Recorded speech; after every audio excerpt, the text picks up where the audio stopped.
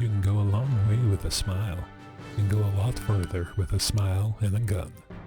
Larry Correa, Hard Magic. Welcome to the Wandering Tangent Podcast. I'm BJ, with me is Jeff and Gary, and today we're going to talk about the 2007 action flick, Live Free or Die Hard.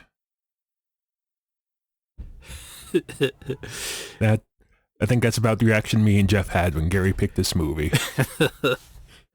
Gary, so you picked this movie, and this is a very unique selection amongst the Die Hard films. Let's let Gary start off. What do you think, Gary? Okay. Now, Die Hard is a movie that, especially within this friend group, has a certain amount of controversy.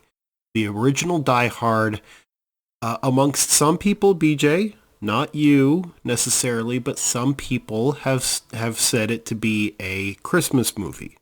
You disagree with that. I fully understand your disagreements. Like, at a certain point, I feel like this might be a conversation for later, because I know sooner or later you're all going to pick Die Hard as a Christmas movie and have things to say, and I want to save it for that, but please carry on. No, you could say it now. Okay, Why not? No, Jeff, we're avoiding that controversy because I want to organize my thoughts more. Okay, I am recovering from a cold, so my thoughts are neither here nor there. But when I was given the opportunity to choose a movie at this point, now this is not when this podcast is going to come out, but when we're recording, we are the week before Independence Day, and there's not a lot of movies that can be classified as 4th of July movies, right? But I mean, apparently there's at least two. This one is another movie which kind of fits into that 4th of July category, in that it is on the 4th of July. It's actually kind of more than a little bit patriotic, and the tone is very subtle in its patriotism. I would agree with that. But it is patriotic. It's all about, how, much nice of a country we live in, and eventually how people are trying to tear it down and blah, blah, blah. But anyways, it's an interesting movie, and I chose it for that. And also, in my own particular review, let's get into my review of the movie, non-spoilery review. I'm going to put this as the best of the Die Hard sequels. Wow. Okay. Sequels. Okay. There you go. Sequels. Really? Not of the Die Hard movies. I think the original is the best one, obviously, but of the sequels, of any and all of the sequels, this is the one that managed to try to recapture the original's concept the best. In my opinion. Well, maybe not the original concept, but at least the excitement that you could possibly feel about watching a Die Hard movie. So that is my non-spoilery review to put into our constantly evolving review system. Is a kind word for it. I would put it as a solid watch, if not verging on, could you please go out and buy a copy? That's where I'm going to put it. Jeff, BJ, your response? Right. Go ahead, Jeff. Okay. So I thought it was good. It's a good movie. The original one has charm to it that this one tries to recapture. I think that it's natural for movies to become more and more epic as they create sequels. That seems to be what usually happens, for a good reason, because you want to wow the audience even more than you did before. But I think a lot of movies tend to lose some of their magic when they just hit the throttle full stop and they don't think about the more basic elements to it. So it lacks a few things from the original, but I think that Die Hard 2 movie is probably one that I like a little more than this one. But I had not really dived into it. It's definitely got that patriotic theme that Gary talked about. And it is an Independence Day movie, which is funny because some people classify the first one as a Christmas movie. The second one is classified somewhat as a Christmas movie. And then this one's a 4th of July movie. So they kind of like shifted. Overall, it's a good popcorn movie. The humor is good. The characters are great. The action it's good action. It's good popcorn action stuff. But I wouldn't recommend it to most people because it's a long movie with it's an action flick for most people. So for most people, this wouldn't be a watch at all. So, I get it. I guess I'd put it in mid-range, which is, what is it? Like, Watch. Watch? Yeah, it's a watch. Mid-range would be watch. Yeah, watch, I guess. Kind of a watch. But watch, some people might not like it. So, kind of a watch. At least for people who love action movies. All right, BJ, go ahead. It appears that I enjoyed this movie a bit less than you two did. I will say I do own a copy of this. I have no idea when I bought it. It is a DVD, so that may clue into how long ago I bought this. And you didn't even know you had it until you discovered it. Well, when Gary brought it up, I had a rough idea. Wait, do I own a copy of that? I feel like I own a copy of that. So I went to my DVD shelf, and sure enough, I did own a copy of it. I don't recall the last time I watched it. The movie was quite a bit dumber than I remember. I pretty early on had to force myself to not suspend my what's it called, my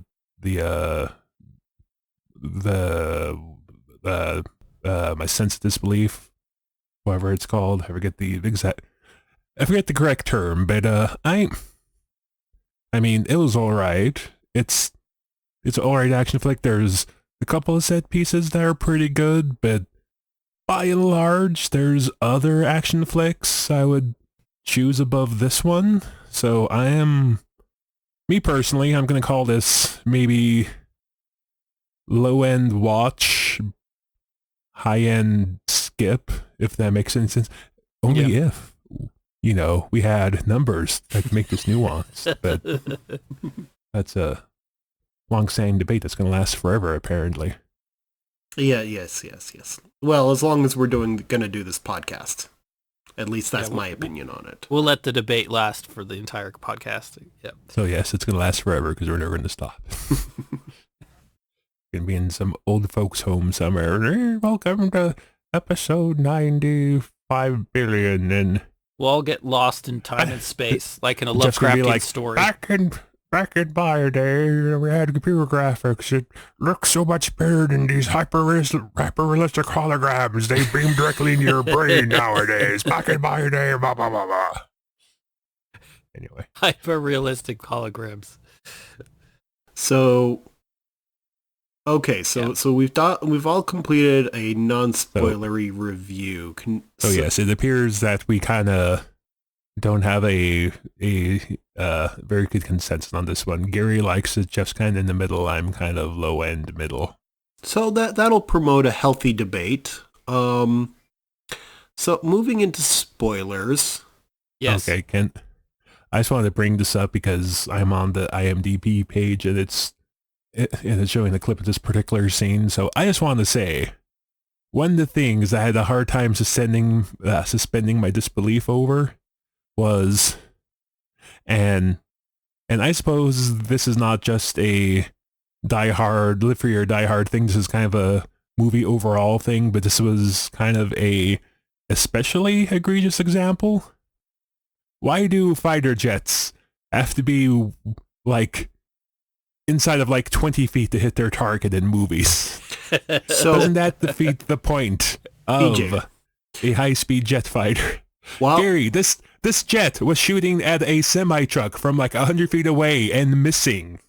This now is like the world's most incompetent fighter pilot. I will give 2 caveats to that.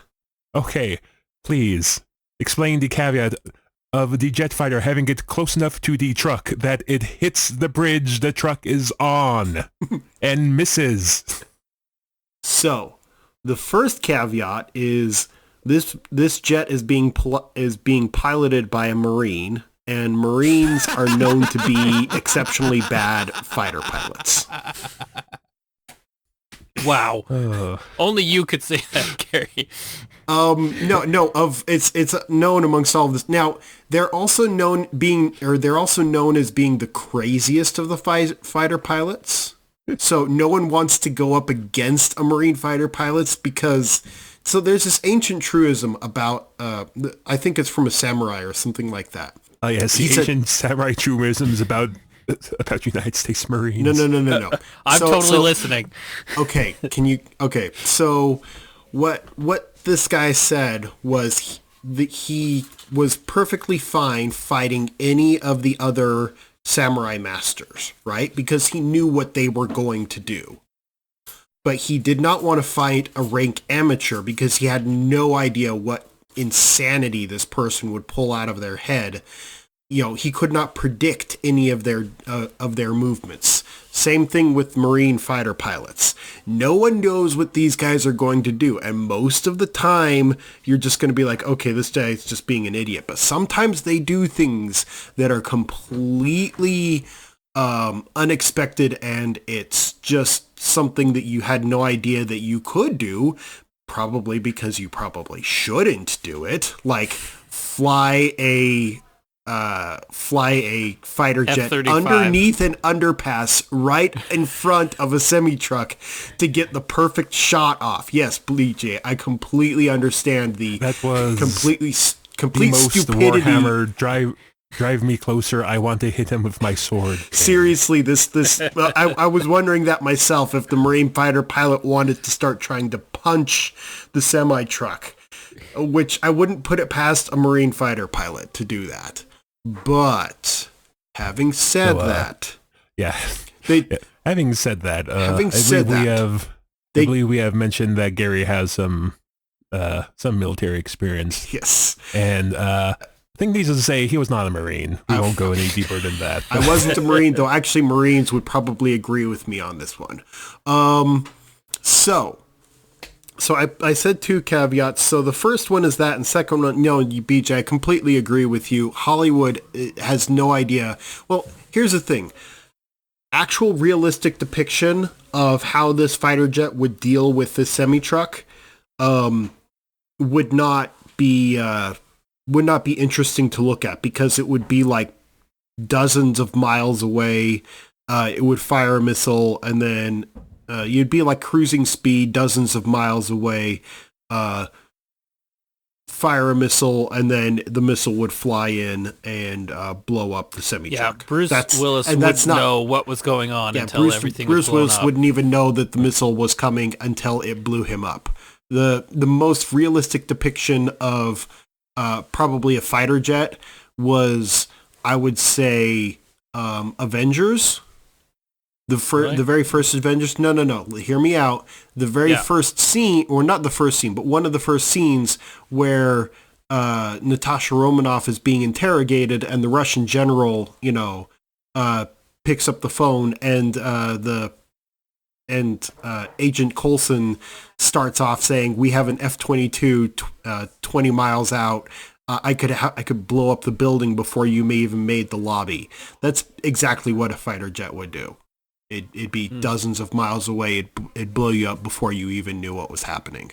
That's not very interesting from a movie perspective, but it is very realistic. So yeah, because Bruce Willis needs to see it coming and somehow react to it. So and he needs survive. to be able to try to, like, for instance, when they were in the apartment the first time, right? And the one guy had the scoped rifle, and he was firing it at Bruce Willis and Justin Long in Justin Long's apartment. And then Bruce Willis decides he's going to pull out his handgun and try to fire back. Yeah, that's not realistic at all. There's no way Bruce Willis is making that shot versus the other guy, just taking calms. He could have just sat there. He probably would have just sat there all day long. He wouldn't have ducked.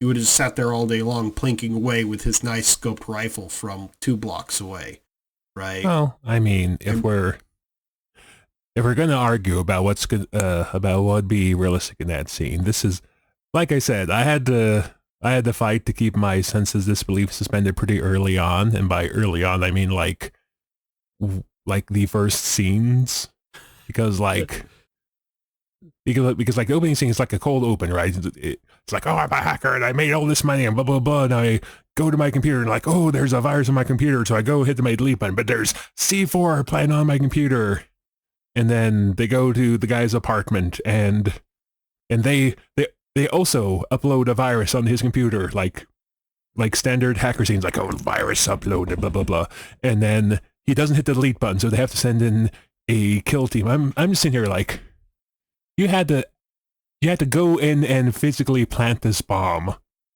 Why didn't you just add a remote detonator? They had to wait until they push delete. Your plan is that, okay, we're going to upload the virus and make it so he has to hit delete to blow himself up. But, you had to go in and plant this bomb physically. Okay. Well, why yes, not BJ. just You're right. Now it's like, oh, well, he didn't delete. And you have a team of gunmen there just in case. Yeah. Now, Why not have your just in case be, oh, he didn't push the button, I guess I'll push mine. Kablam. Well, the advantage to having them push the button is that there's a bigger chance that you'll know that where they are. I mean, if you detonate it remotely, you have to make sure they're in the right place. But if the bomb is right there on the computer, then the delete key is something you eventually push. I don't know. It might be might have some mad logic to it. Uh-huh. Yeah, explosives have a remarkable so that much C4 in that proximity is probably overkill, but there's just the right amount of possibility that it wouldn't kill them. So Jeff has a point of that guaranteeing that they're the ones who press the button is something that's it's something that's going to guarantee that that they are in close proximity to the explosive device, right? Unless someone else uses the computer, of course. Yeah, unless someone else uses the computer. Or the cat walks across the keyboard. Or the cat walks off, or a statue falls on it, or something stupid like that. Yes, which the statue falls on it. So the statue, it's a figurine. Or not actually a figurine. Whatever. I don't know. It Yes. just seemed kind of... Anyways. So... I mean, this is very this is very 2000s, hackers do everything, here's this high-tech scene of people plugging in USB ports. Yeah, USBs. And... Can I say, the one thing I would say positive, though, about the hacking stuff, I appreciate when they're showing a screen of hacking stuff, and at least they're displaying command prompts. There's other shows where they have all these elaborate GUIs set up, these big interfaces, all these different windows. In reality, if a person is doing a lot of that stuff, they're going to be doing almost everything on command line because it's faster for, and for the most part, it's faster for somebody who's highly advanced. So that I at least appreciate, that their screens were not full of some sort of caricature of what a computer screen would be like. You actually had prompts everywhere. And they never at any point did they show laughing skull face, which is something stupid that they always show in hacker movies, is laughing skull face, like rah rah rah rah rah rah. Speaking of other Independence Day movies, was there a laughing skull face in Independence Day? Yes. Oh, okay. Yeah. Yes, it was the last thing that the aliens saw right before they launched the missile. Yeah, that is okay. That's a huge tangent. Like, how did they get something to render on an alien computer screen. Did they have the right drivers for that? Okay? That's a huge tangent. Huge tangent. I know. I think there's a long-standing joke that the only thing that properly works on Mac hardware is completely alien technology. Okay. So one thing I will note about this one, the Die Hard movies have been characterized a lot more by their villains than by their protagonists, because it's always been the same hero, right? John McClane's Bruce Willis is John McClane, right? Sometimes the side characters are different. All the times the side characters are different. All the times the villains are different, obviously, because none of the villains seem to make it from one movie to another. I wonder why. They're the ones who die hard. Yeah. I suppose now is a good time to say that I saw Die Hard 2 on TV once, many, many years ago. I'm not entirely convinced I've seen Die Hard 3 end to end. Okay. I have vague recollections of Samuel L. Jackson being in it, but I have no recollection of what the villain in 2 or 3 is. So anyway, carry on. So the villain in 1 is the not the immortal, but Alan Rickman plays Hans Gruber. Obviously not immortal. Rest in peace. Obviously not immortal, but anyways, Alan Rickman's Hans Gruber, and in such that a great particular performance. case, an awesome performance. Very charismatic, very, on point. You had an idea that he had control over the entire situation until John McClane stuck his nose in, right? And was the agent of chaos in that particular movie. The second one, I can't remember what the name of the villain was, but he was like some sort of special forces commander of some sort, colonel, officer, some sort of officer in the special operations community. Are you sure you're not thinking of the Colonel Rock? Stewart? Colonel Stewart. No, BJ, he was a colonel. It's the same. It's the same concept, but entirely different motivations. Because I think they were trying for like a really swanky retirement package or something like that. They wanted to free this dictator. Yeah, who was going to... there was this Latin going to dictator. reward all of them. The dictator was going to reward all of them with a lot of money and presumably a really nice accommodations. So they're going to hold all these aircraft hostage, like all of the ones surrounding an airport. And yeah. But the third one was actually Hans Gruber's brother. Oh, really? Yeah. I don't know if I've really seen the third one. That's interesting. It was Hans Gruber's brother, and he was the villain in that one. Now this fourth one, we've got Mr. Timothy Olyphant, which in my opinion, he is an excellent actor, and I think while he's not Hans Gruber, he still has quite a bit of the charm. He's not funny like Hans Gruber. Hans Gruber was sinister and cold and calculating, but he was funny at the same time. It's strange in a villain where you can get humor and terror all together. And Alan Rickman is just a master at that. Yeah. But I would say that Timothy Olyphant is the one who gets it the closest of all of the other people who tried to pull it off. The third one was played by Jeremy Irons. The second one, I can't remember who it was. Jeremy Irons is he gets the cold and calculating, but he never pulls off any of the charisma, right? Versus Timothy Olyphant actually has some charisma in his performance. He definitely looks like he's somebody who strongly believes in himself. He believes himself to be way smarter than everybody else, and it's somehow his duty or I think he wants to prove to the people who don't believe in him that he is a genius. He has some sort of problem with that. He worries about that other people can't understand who he really is and that he's a super genius.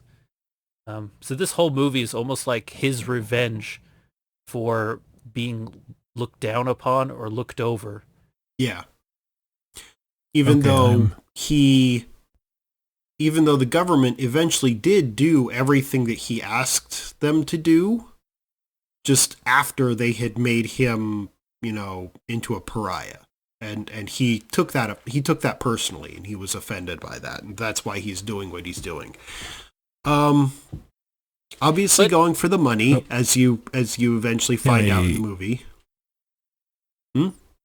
Oh, I just want to interject for 1 second. Yes. Because I'm just going to blow everyone's mind and mention that there was a fifth Die Hard movie. Yes, that is true. I don't think I saw that one either, to be honest. I kind of remembered there being a fifth Die Hard. I don't think I ever saw it. A Good Day to Die Hard, according to the internet. Unfortunately, I have seen it. And unfortunately, yes, unfortunately, I have seen it. It is. It's definitely the last one.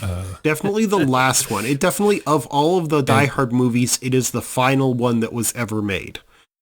It seems like let me double check this before I carry on. Well, I'm just gonna say anyway because I can't remember. I will say, it seems like the only thing I remember about the fifth Die Hard movie, and this leads into I suppose is another thing about Living Die Hard, is that everyone was super excited, like, oh, it's a rated R Die Hard movie again. That means it's going to be good, blah, blah, blah, blah. Yeah, because all the others wasn't the original one was rated R, like the first one. They were all rated R except for the one we watched. Live Free and Die Hard was PG-13. I was reading the Wikipedia article about that earlier, and apparently they got down to PG by cutting out some swearing. I'm sitting here like, I don't know, it's like they cut out swearing? There was an awful lot of swearing in this movie. There's they a cut lot out of the 5% DVDs, of it. BJ, a lot of the DVDs had like an unrated version of it. And I'm guessing that's what you might have listened to. No, I, in fact, clicked on the theatrical version on my DVD. Huh. And what's his name? The hacker kid, Farrell? Yeah, drops a lot of F-bombs. Oh, no F-bombs, but he, like, every other word he says is the S-bomb. You may have watched the unrated version. I suppose we should have coordinated that, but I guess we're too late now. Not a lot of difference between the two. I have fairly good memory of what the theatrical release was, and yeah, there was hardly any difference.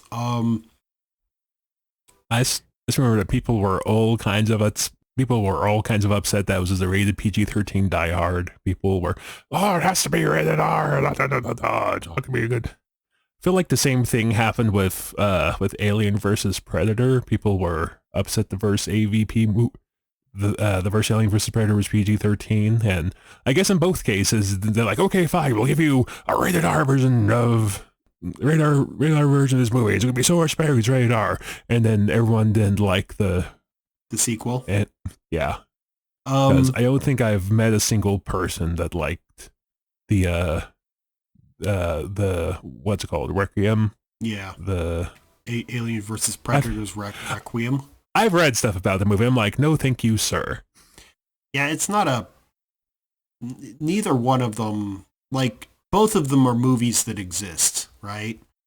But I don't... are you talking about the Aliens versus Predator, or are you talking about the second Die Hard, or the fifth Die Hard movie? I'm talking about the fifth Die Hard and the second Alien versus Predator. Both of those movies exist.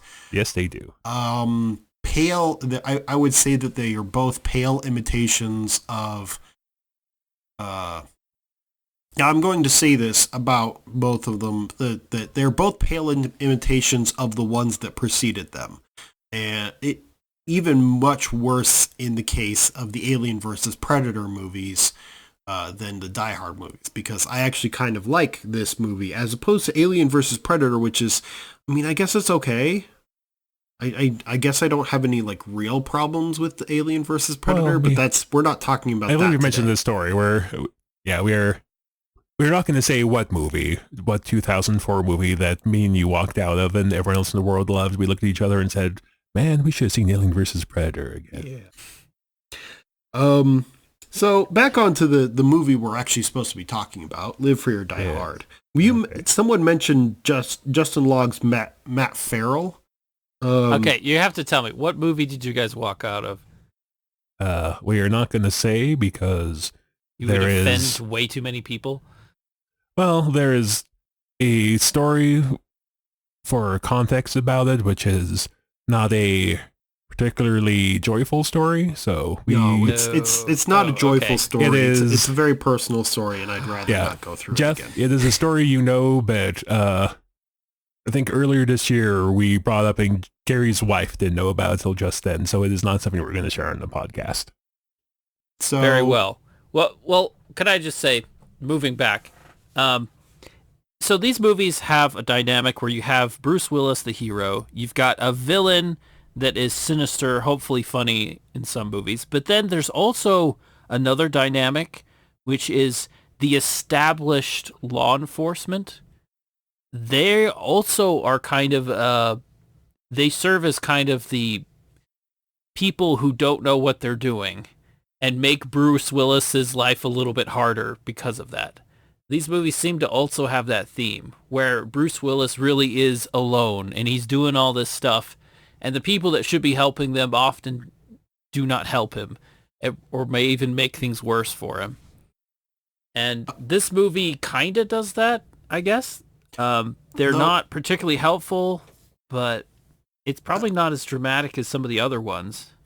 I will say, of all of them, this has been the most competent set of law enforcement.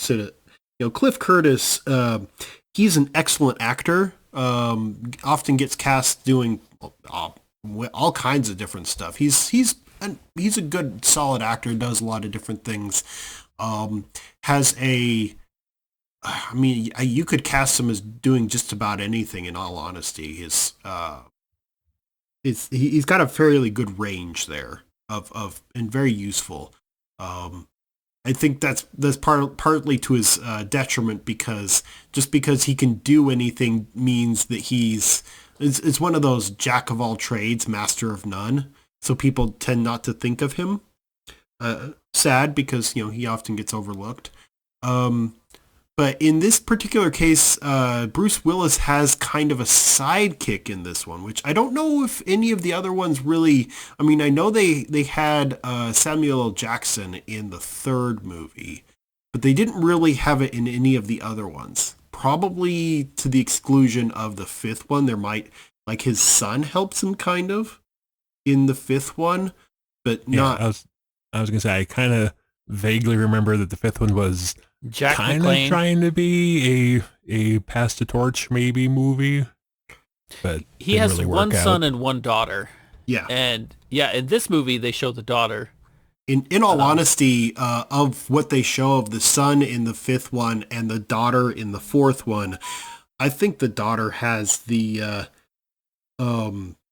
I think the daughter is a little bit more fierce, but that's probably because of the talented Mary Elizabeth Winstead is playing the daughter as opposed to Jai Courtney playing the son. Because there's a line that Justin Long says. At one point, she chides him for being kind of like a wuss, and he looks at her and he says, "Wow, I'm not used to hearing that kind of tone out of someone with hair." Yeah, he does say that. I did laugh at that line. Because and also at one point she does something and she says something and Timothy Oliphant looks right at her and says, "You really are his daughter." Yeah. And that sort of thing. You're like, you very much get the impression that by the end of the movie that that particular apple did not fall far from the tree. Yeah, she is a little bit crazy like he is. Yeah. But probably a more sane version. got a little bit of her mom in her. But you know, even in the first movie, the mom is quite brave. She does quite a few things in it. That's true. That's true. In very subtle, much more subtle ones. ways. She's not like running around with a gun or anything like that. But she does, you know, small subtle things that. Well, she steps up in her role as a leader of the group. Yeah. Which is to step up and talk to the terrorists and get, you know, people accommodations. That's a brave thing. It takes a little guts to do that. So we've got the main villain, but we also have Mr. He's Rand, I guess. That's what they say his name is. I always call him Mr. Parkour because that's what he's doing the entire time. Well, again, it is a 2000s movie. Parkour and hacking were in. Yeah, and he definitely exemplified the entire concept of parkour, much to the annoyance of Mr. Bruce Willis. So, or Mr. John McClane. So, he always had to deal with this guy running around like a little. What did he say? Hamster. Call him like a little hamster at some point. Stop running around like a little hamster. Yeah, well, I know in one of the first scenes, one of the guys wants to get after him. They escape from the apartment. They're down in an alleyway. They get in their car. They're driving away, and this guy like smashes through his window with his hand to grab John McClane. And I just think you probably would be carrying a sidearm. Why are you charging this vehicle, trying to grab the driver? Which is not good because the driver could just hit the gas and go, and now you're dragged along with the car, which is exactly what happens. There's a lot of things in this movie, and I would agree with BJ. You have to have a little bit of suspend your disbelief or whatever. So you have to just say, oh, well, not realistic, but hey, it's action-y. It provides some kind of suspense, and there's a little bit of stunt work. I mean, to be fair, you have to have that in almost every movie. I just was maybe not in the best state of mind last night. As you may recall, we did in fact hang out last night, and I bowed out a little early because I was starting to feel it between having to go to work early that morning and still recovering from a cold. So I was maybe not in the best state of mind for a popcorn flick last night. So that might be coloring my review a bit. We did push things a little bit last night as well. My wife has been regretting things. Something she was complaining about the leg thing, but anyways. Yeah, we partied hard. We did. Yeah. So, but I mean, I can understand why not being in the best frame of mind might put you off. Popcorn movies are very much that way. And this kind of exemplifies the concept of the popcorn movie, where you just go and enjoy the movie. And if you can't be in the mood to have a movie that you're going to enjoy, it's kind of hard to quote unquote enjoy the movie, right? It's so in this particular case, if you can't like just kind of sit down and enjoy a movie, sorry BJ, you're still recovering from a cold. It's kind of I couldn't tell. Well, you know, it's I can't I called this one a few weeks ago. I couldn't have called that you would have had a cold at this point, so I'm sorry, but oh, I mean, you know, that was going to happen with whatever movie we watched. Yeah. So okay, I mean, like I said, I'm just adding a bit of context to my I guess my continued negative. Well, I wasn't negative. I was kind of negative in the last one. That was more because we were being negative about a movie we all loved. But that's neither here nor there. I mean, I could. I'll talk about Jurassic Park again. I could have gone for a more controversial pick, but then again, I just wanted to go with something safe on 4th of July. And this was, like I said, it's kind of a 4th of July one, even though they barely mention it through the entire movie. It's like it's mentioned here and there a little bit. Yeah, there's some patriotic singing in it. Yeah, I was well part. Yep. As part of like a terrorist manifesto. I was gonna say I didn't pick up the patriotism the same way as you guys. I mean, it's not like Michael Bay movie where there's like American flags in the background every other scene, but Well, so There are it some is. fundamentals to the way the terrorists attack things that is interesting. They have their hacker attacks, then they have their infrastructure attacks where they have people. That But that then, was another thing that made me laugh is that these places where like the well-being of the country is at stake all have like 3 guards. that's true, yeah. yeah, you And there's you- like no fail-safe systems if all the gas is piped into the same location. This helicopter landed on this super secure site. We're gonna send 3 people up, open the door, and be like, "You can't park here." yeah, that's Let's open all the security doors and shout at them, "You can't park here." well to the benefit or to give the guards the benefit of the doubt. They did have their hands on their weapons, and they were observing the actually particularly good disguises of the bad guys who were, dressed out in FBI regalia and flashing legitimate looking badges.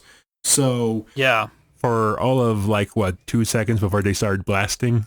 yeah, but I mean, like, that's more than enough time to get these guards to drop their guard, right? So the guards, all they could do was, I mean, what are they going to do? Shoot at FBI people? That's the only other way they could have reacted in this particular situation. They were doing a show of force. They were telling even the FBI, no, you can't land here, FBI agents. You have to go A show somewhere of force else. of like 2 people and a third guy who leaves a little security trailer while grabbing his gun just to get shot down.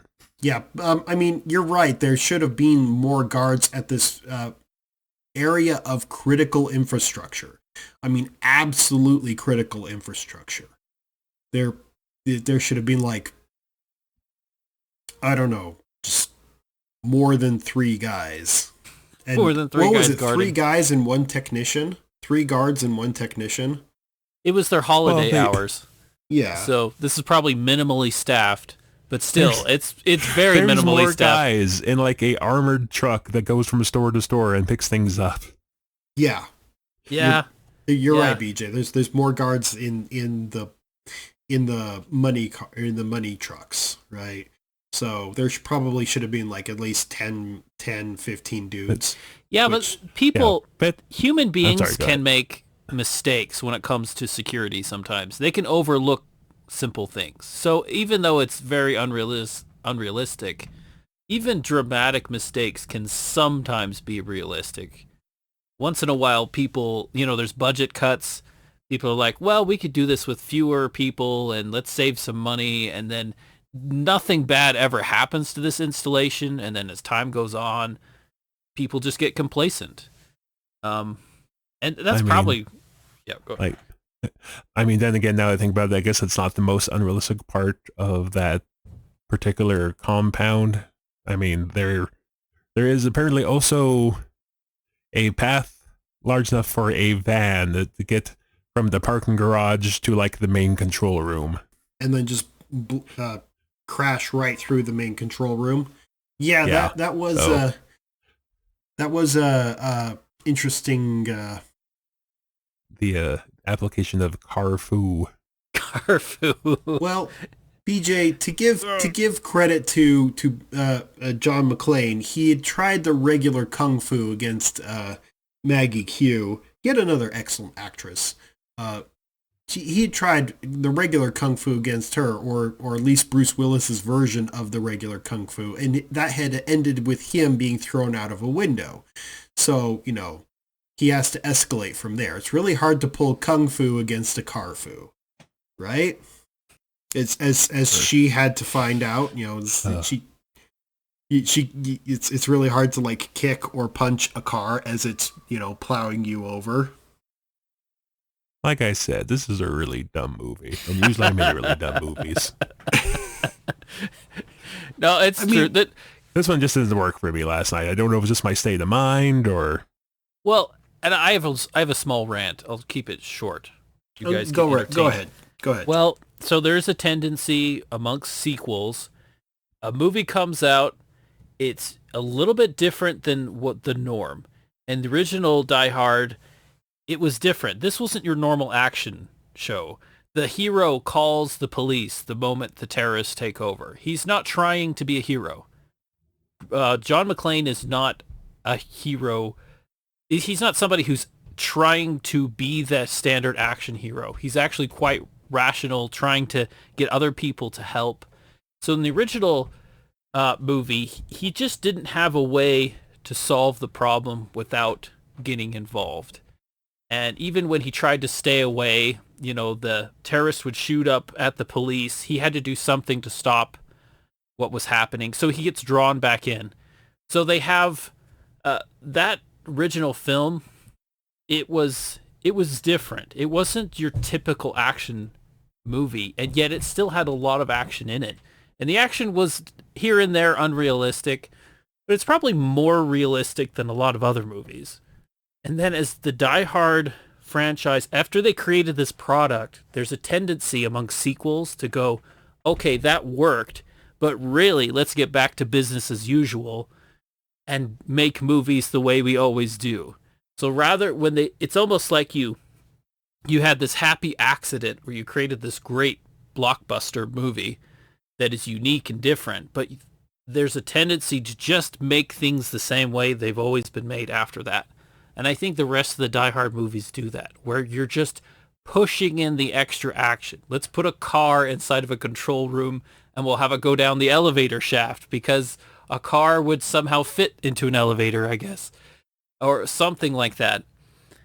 And it just kind of escalates, and by the time you get to the fifth movie, I think the audience was just burned out of it. They're like, I just can't take any more of this stretching to the point where it's just too unrealistic.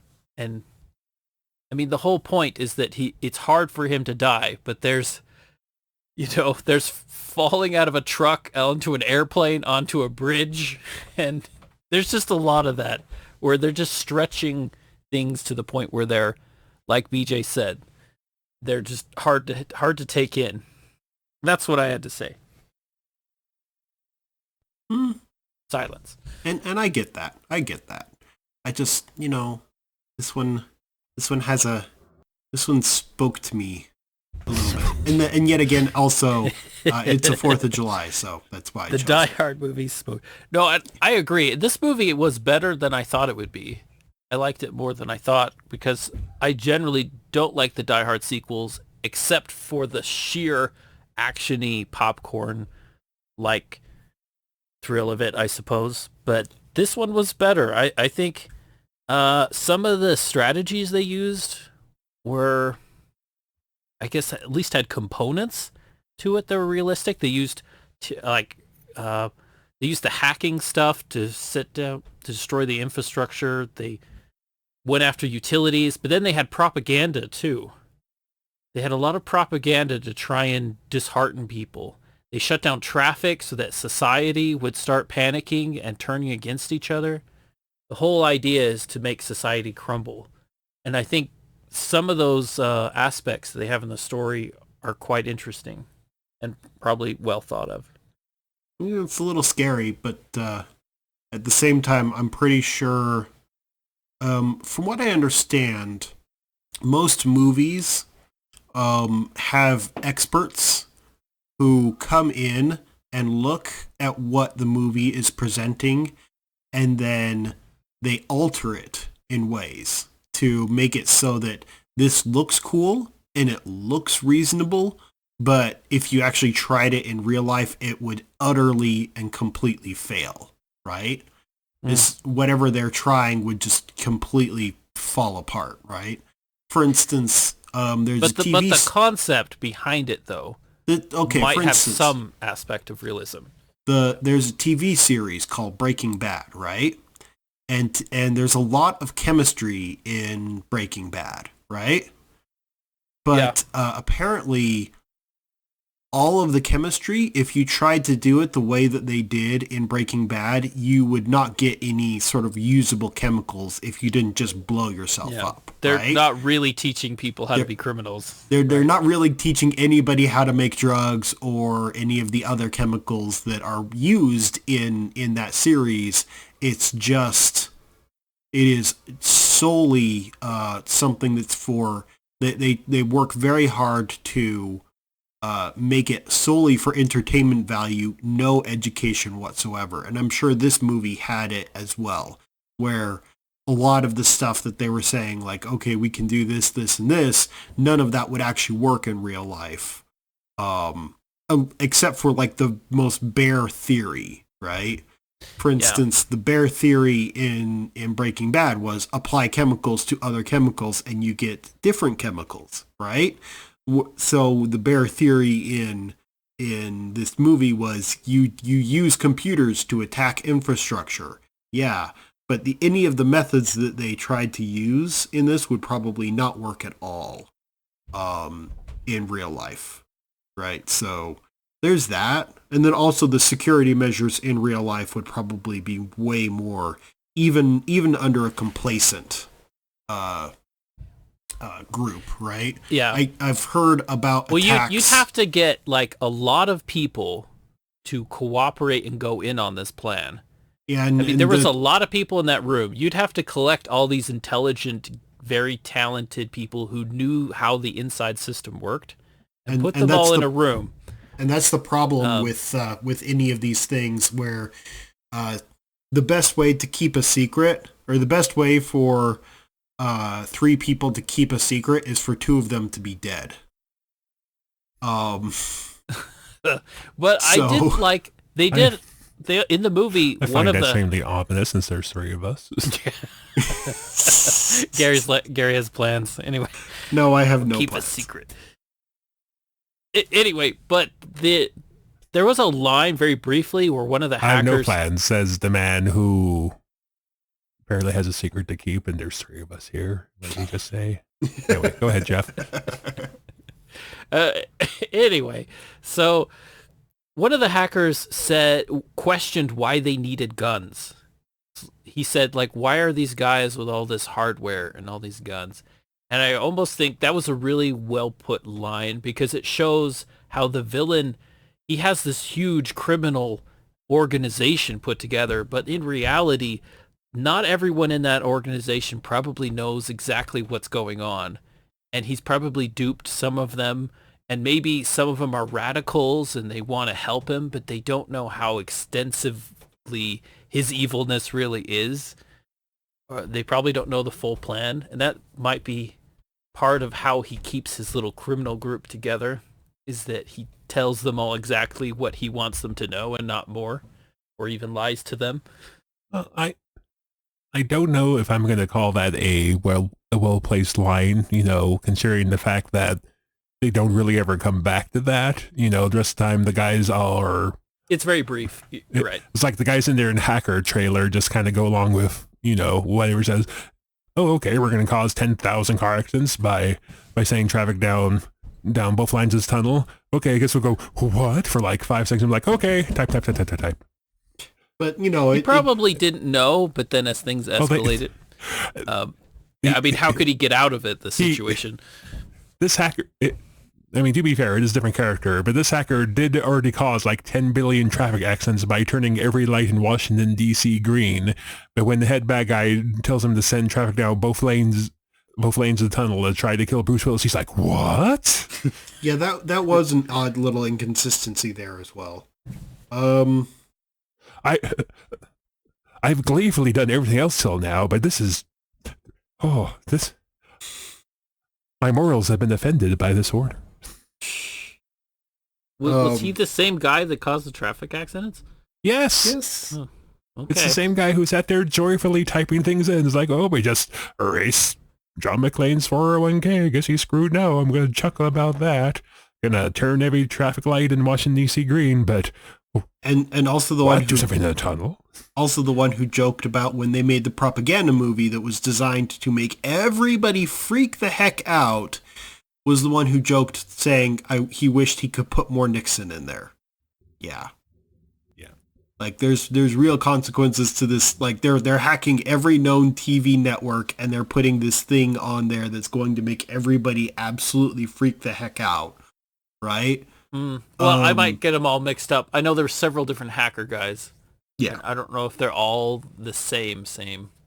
But And it is normal that when you have a group of people who have radical ideas, there might be a few of them that have a little bit of humanity in them, but they're also radicalized. They still believe in all of the let's take everything down sort of thing, but they haven't completely descended as a Sith Lord yet. They're still on their way down to complete They aren't ready evil. to kill the younglings.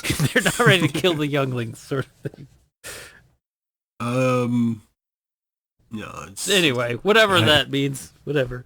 I will say they kind of bring up a kind of an old subject at this point, but I will say you guys might be playing the realism of this movie up a little bit, like the bring things around full circle. Going back to the F-35 scene, apparently the Go codes are just on the internet and they can download it.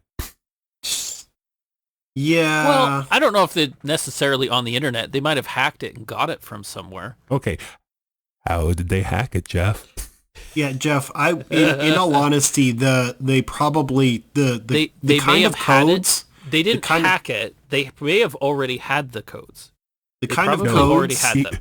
No, Jeff. he told the guy he had to go download the Go codes. They probably had them on a server. They're not downloading them from the internet. They're downloading them from their intranet. Okay. How did they get to the server if they're not plugged into it? They're in a they- truck rolling around, Jeff. They have remote connection to their server, probably through a Jeff, satellite. They have Jeff, one satellite. The server to that keep would things probably going. have Jeff. The server that would probably have the Go codes to control that or to Is control any of the super jets secure. would probably have air gap security, i.e., you can't connect to it unless you're physically connected to it. So that's what I mean. Like they had it before they started everything. They didn't go and steal the codes. They had the codes already stolen. But then why did they have to download it? They had Because to go get the Go code. They probably Why would they need to go download it if they already had it? they had it just remotely. They stole it. They probably stole a lot of stuff. They probably collect everything. I mean, if these are super hackers, they probably have an enormous treasure trove of information that they've stolen from everywhere. And so they just keep it as their big pile of info that they might need. So when they're downloading it, they're really downloading it from their own stuff. They're just rolling around with a national security department's worth of Go codes? If BJ, they have okay. people on the inside that can help them, Jeff, then I to- think you it's are plausible. trying a bit too Plausible. hard to No. justify it. So BJ, I think there's some because if degree of plausibility. If I'm these not saying guys it's had realistic. all this information, I think they would have brought it up and said, like, "Oh yeah, we can just get into everything." And so, okay. like logic-wise, that make more sense if they stole everything before and was operating off that after locking everyone out. But that is not how they played it in the movie. So, but BJ, just to I disagree. to go on Jeff's side this time, because I did defend you there in the middle for a second, but just to say something on Jeff's side of things, people have stolen national security secrets for far less reason than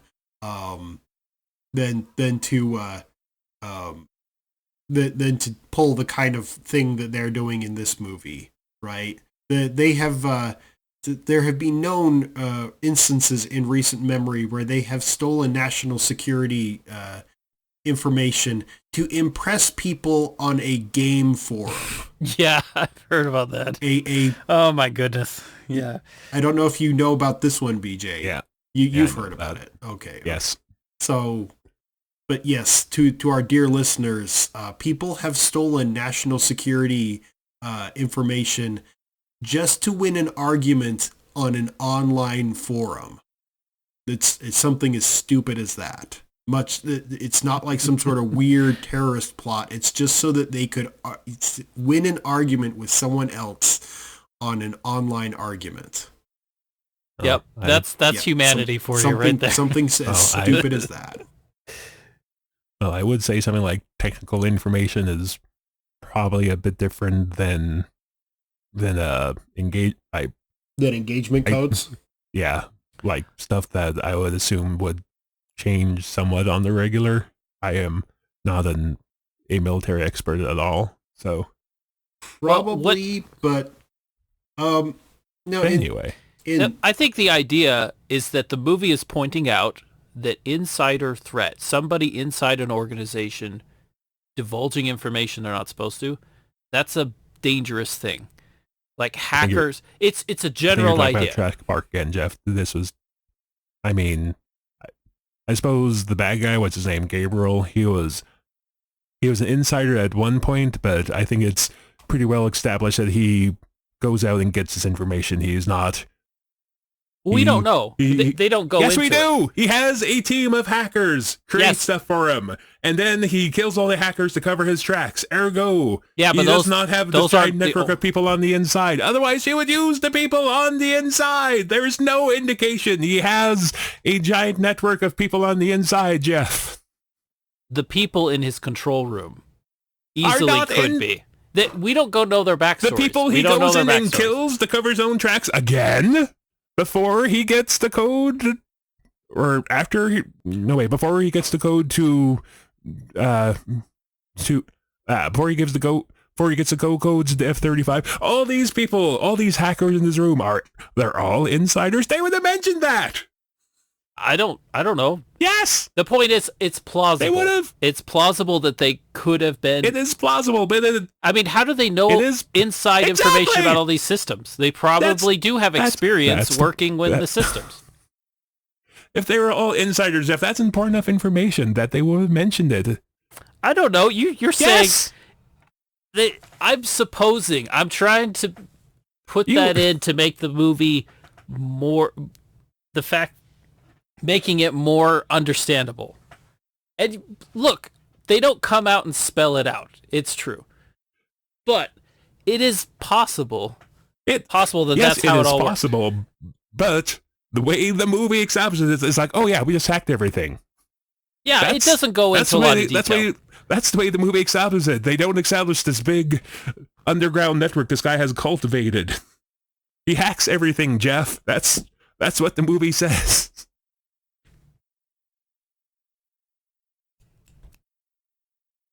I think I hurt Jeff's feelings this time. Well, okay. Yes, I'm probably reading more into it, but I think that's part of it. I think it's they're not fully saying this is the background. Here's the 10-year story of this hacker. But these people, they're hackers, Jeff. Yeah, but they're not. They're not. Yes, they are. These are different hackers. See, there's the 18-year-old kid in his mom's basement hacker, and then there's the career hacker who's got decades of experience working with systems. They establish this in the movie, Jeff. The guys, when they start talking about the fire cell, the guy says it takes a lot of people to set it up, and then it just takes a few black hats to execute it. The people in the van are the few black hats to execute it. I know, but they weren't your typical hackers. Yes, they were. That's the whole thing. No, they weren't. The typical hacker is a different kind of culture. They're kind of a renegade type. These people wore polo shirts and buttoned up collars, and they weren't really hackers. Normal hackers would be down in Cheetos and Mountain Dew, and while listening to heavy metal music while they're doing their hacking. This is a different group of people. Jeff. These are the kind of people who probably worked in a cubicle area, and then they had this radical guy who convinced them to join this project, and they had mixed feelings about it, but then they were recruited by him, and they may not, some of them are just pure evil, but other ones are somewhere in between. And I mean, you're right. I am filling in some of the blanks there. And it's not really critical. This is like not a critical thing to get bent out of shape for. It's fine. I get it. I I've not been this close to muting you since, what's the episode that actually muted you? Was that Godzilla -1? Was it? No, it was the one about Gary, how you doing? could not be named. I'm just sitting back and laughing. You guys are thinking way too much about a movie that does not warrant any thinking at all. This is a movie that you shut your brain off of and say, "Ooh, people are being smart." And that's what I'm trying to do, but just like, oh, there's this underground network. Just way too much. Just up here writing like the movie novelization of Live Free or Die Hard. That's what I'll do. I'll create the novel, the novelization of the movie, and I'll have a huge backstory for each of the hackers. If you want to, Jeff, you can go ahead and do that. Yeah, in 8 months I'll get back to the group. So I'm gonna say I'm gonna start doing the usual Gary thing of trying to push the in conclusion. Of course, it'll take forever because Jeff still hasn't done his final monologue. But I don't know if I'm gonna let Jeff do his final monologue after all that. I did one monologue. I got one monologue in. That's probably good enough. I'm gonna push my final in conclusion of I'm gonna step back to what I said just a minute ago. Was you guys are thinking way too much about a movie that's just kind of a fun, dumb action popcorn flick, which kind of fits the season. In all honesty, that's kind of what the idea of 4th of July is, at least to me. There's patriotism there, but also there's like enjoyment, gratitude, or whatever, if you want to say about our fine country, but mostly just enjoyment of the time. So I'm just going to, say that's what you should do about this particular movie. Is just kind of sit back, shut your brain off, and enjoy it. So that's my final. Well review. said. Well said. I do have a small monologue. Very small. Very small. Teensy, eensy, weensy monologue. Start your stopwatch, BJ. All right. Yeah, time me. You laugh. I actually picked up my phone to do that. So okay.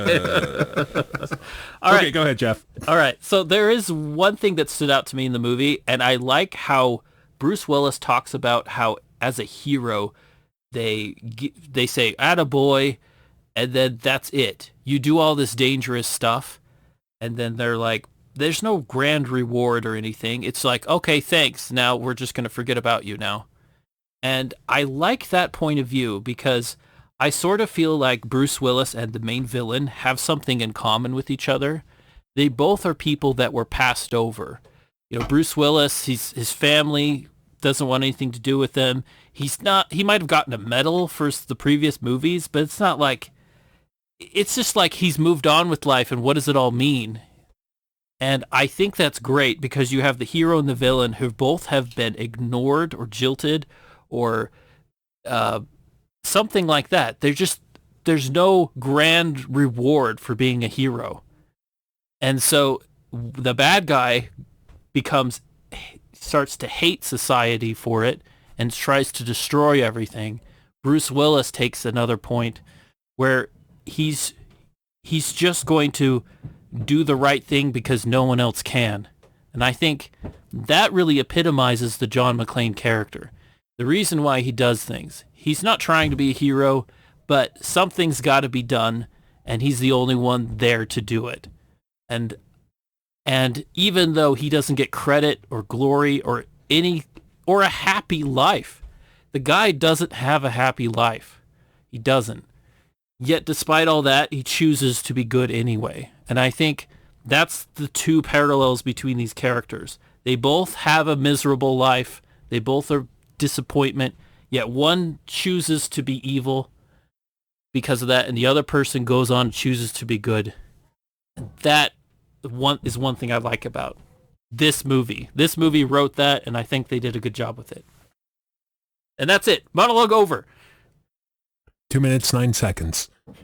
Yay! Not bad for a Jeff monologue. We should do this more often, BJ, because I think he goes faster if we time him. Yeah, I guess since we're reached option points, it's all right. There's better action movies out there. I think if I was in the mood, want something actiony, this is not the movie I would reach for first, I guess. But if you had already seen a lot of the other ones you reached for, you might give this one a go. Like, maybe. Okay. Like, I'll I don't settle like for that. that. I'll settle Like, for I didn't actively hate it, but I'm like, I was like, okay, I guess this can go back on my DVD shelf for another 10 years before I'm like, oh, Live Free and Die Hard. When did I buy that? Oh, I'll give you one more point, BJ. Why in the heck are the bad guys using silencers from a helicopter? This helicopter is going to be making way more noise than the gun would be making without a silencer. But that's Hey man, only my point of hearing damage Hollywood. is permanent and accumulative. You have to be careful with the ear pro. You're having ear pro on for the helicopter anyways. Sorry, I was joking, Gary. Hollywood doesn't even understand jets. Hollywood also doesn't understand firearms. They just think it looks cool. They also don't understand fire, because there's this scene where the jet crashes and John McClane escapes by flying through a narrow thing so the explosion reach him. Wouldn't that just create a nice little gully for the burning jet fuel to go down? But I don't. That's neither here nor there. Neither here nor there. I think they probably just put on the silencer because it looks scary. Yeah. There's a other tangent we could go down there, but I don't think we're going to. Anyway. No. So yeah, that's wow, the movie. You guys that's just keep talking and talking. Sorry. One of these days, Jeff, one of these days. Maybe this episode, I will go missing, and everyone will know. As I edit the audio, BJ will be a prime suspect about who talks the longest, and I guarantee it's not me. Yeah, that's sometimes true. Gary gets going, but yes, no, we all know it. It's okay. I get it. Okay, so anything else? Nope, I've said my pieces of things I needed to say. Okay. Thanks everyone for joining. I'll try to get some better rest next time, because apparently when I come to this tired, I get extremely grumpy. Either that or it's good radio. I don't know which. So I was BJ, or I am BJ. You just said I was BJ. I was BJ. I was BJ. I was BJ. I played the part of BJ. I don't know who I am now, but I was BJ. And playing the part of BJ is BJ. Play the I can't say that old joke because it would reveal people's names, so I'm not going there. Anyway, I'm BJ. With me is Jeff and Gary, and we will see you next time for our 2-year anniversary episode. So look forward to that, I guess.